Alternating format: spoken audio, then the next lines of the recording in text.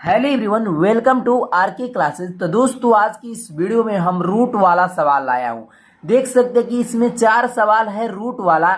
ये देखने में एक जैसे लगते हैं, दिखने में आपको एक जैसे लगते हैं, बट इसका जो हल करने का प्रोसेस है एक दूसरे से डिफरेंट है। इन चारों सवालों को हल करने का प्रोसेस एक दूसरे से डिफरेंट है, बट ये सवाल आपको देखने में एक जैसे लगते हैं। इस प्रकार बच्चे समझकर एक ही प्रोसेस लगा देते हैं और इस सवालों को गलत कर बैठते हैं। लेकिन आज की इस वीडियो में हम ऐसे ट्रिक से बताने वाला हूँ कि आप सब कभी नहीं भूलेंगे इसको कि कैसे हल किया जाता है। ठीक है, तो जो आपका फर्स्ट सवाल है, देख सकते हैं कि अंडर रूट के अंदर में 6 प्लस अंडर रूट के अंदर में 6 प्लस एक सेम अंक है।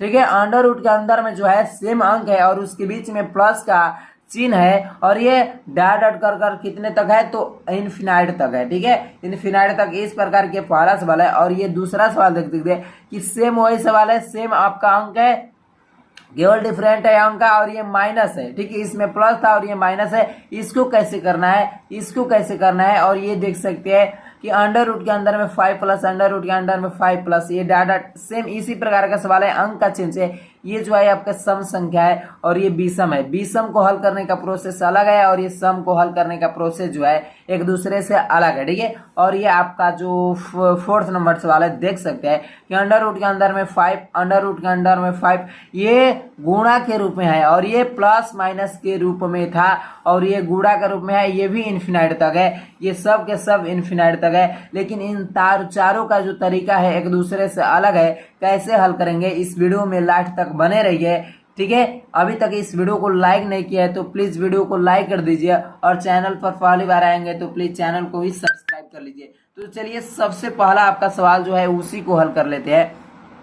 जो आपका पहला सवाल है कि अंडर रूट के अंदर में 6 प्लस अंडर रूट के अंदर में 6 प्लस अंडर रूट के अंदर में 6 प्लस डॉट डॉट कितने तक है, तो इन्फिनाइट तक है, अनंत तक है। ठीक है, ये कितने तक है, तो अनंत तक है। और इनके बीच में किसका चिन्ह है, प्लस का है। ठीक है, चिन्ह पर ध्यान देना है। और आपका जो ये अंक है एक दूसरे सेम है, अंक क्या है आपका, सेम है।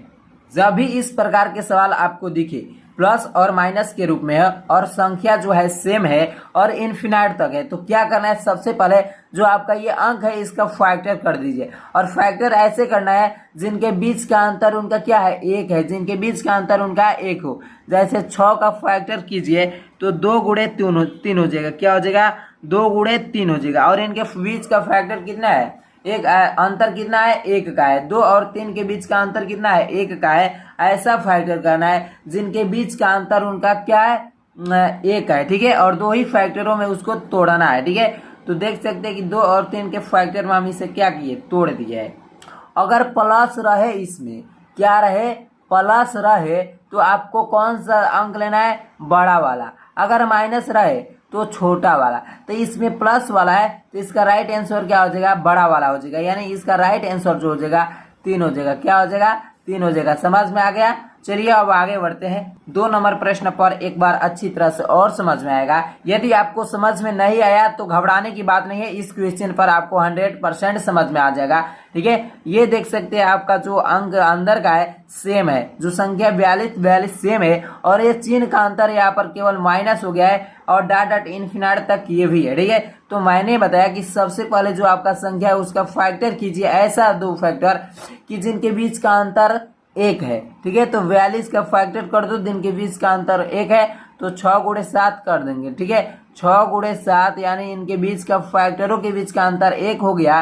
फैक्टरों के बीच का अंतर जो हो गया 1 हो गया और 6 7 42 भी हो गया। ठीक है, यदि यहाँ पर प्लस होता तो बड़ा वाला लेते, यदि माइनस है तो छोटा वाला। तो यहाँ पर क्या है, चिन्ह माइनस है, माइनस है तो क्या इसका आंसर हो जाएगा, 6 हो जाएगा। तो इसका आंसर क्या हो जाएगा मेरे दोस्त, 6 हो जाएगा। ठीक है, समझ में आ गया होगा। मैं उम्मीद करता हूं कि आपको ये सब सवाल समझ में आता होगा। अब आगे बढ़ते हैं। एक बार 3 नंबर जो सवाल है, देख सकते हैं कि अंडर रूट के अंदर में 5 प्लस अंडर रूट के अंदर में 5 प्लस अंडर रूट के अंदर में 5 डॉट डॉट इन्फिनाइट तक है। ठीक है, और यहाँ पर एक समझ में बात आ रही है कि यहाँ पर इसका फैक्टर तो करेंगे बट उनके फैक्टरों के बीच का अंतर तो 1 नहीं होगा। तो ये कैसे करेंगे, ये यहाँ पर सवाल उठता है। ठीक है, तो यही प्रोसेस आपको लगाना है। ठीक है, यही प्रोसेस लगाना है, बट इसमें जो आपका फैक्टर उनके फैक्टरों के बीच का अंतर 1 मिल जा रहा है लेकिन इसमें नहीं मिला है। तो आपको क्या करना है, सिर्फ आपको एक अंक ऐसा बढ़ाना है, मतलब इससे आगे संख्या ऐसे ढूंढना है जिनका फैक्टर हम करें तो फैक्टरों का अंतर 1 है।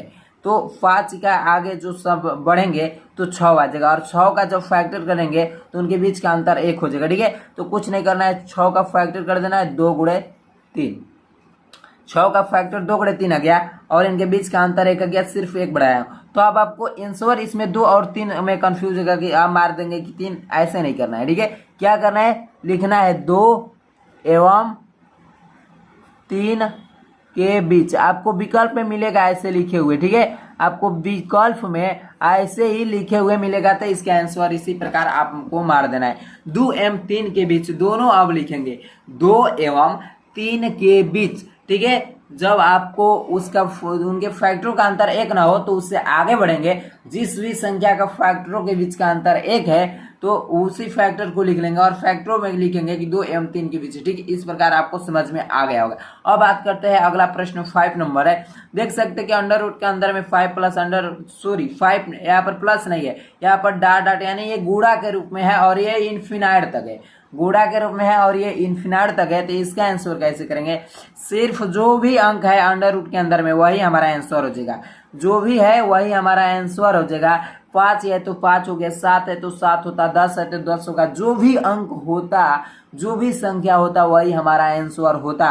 जब ये अंडर रूट के अंदर में डॉट डॉट के रूप में होता, गुणनफल के रूप में होता, और ये इन्फिनाइट तक होता, तब हमारा वही जो भी अंक रहे वही हमारा आंसर हो जाए। अब यहाँ पर प्रश्न उठता है कि ये कैसे होता है, तो चलिए इसे भी समझ लेते हैं। सबसे पहले इसको क्या मान लीजिए, चलिए उसको x मान लेते हैं। ठीक है, अंडर रूट के अंदर में 5, अंडर रूट के अंदर में 5, अंडर रूट के अंदर में 5 डॉट डॉट इन्फिनाइट तक है, तो इसको हम x के बराबर मान लेते हैं। क्या मान लेते हैं, x के बराबर। ठीक है, अब ये हमको अंडर रूट हटाने के लिए क्या करना पड़ेगा, दोनों पक्षों में वर्ग करना पड़ेगा।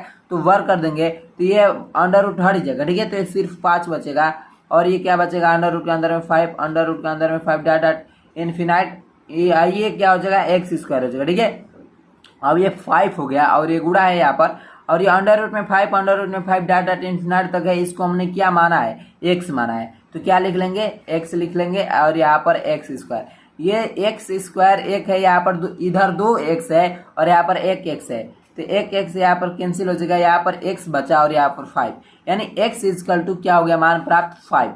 वही यहाँ पर 5 हो गया ना, तो सबसे आपको दिमाग लगाने की अधिक आवश्यकता नहीं है। अगर इस प्रकार के सवाल है तो जो भी अंक दिया रहे वही हमारा आंसर हो जाएगा। तो आज की इस वीडियो में इतना ही, तब तक के लिए जय हिंद, जय भारत। आगे आने वाला ब्रह्मास्त्र है।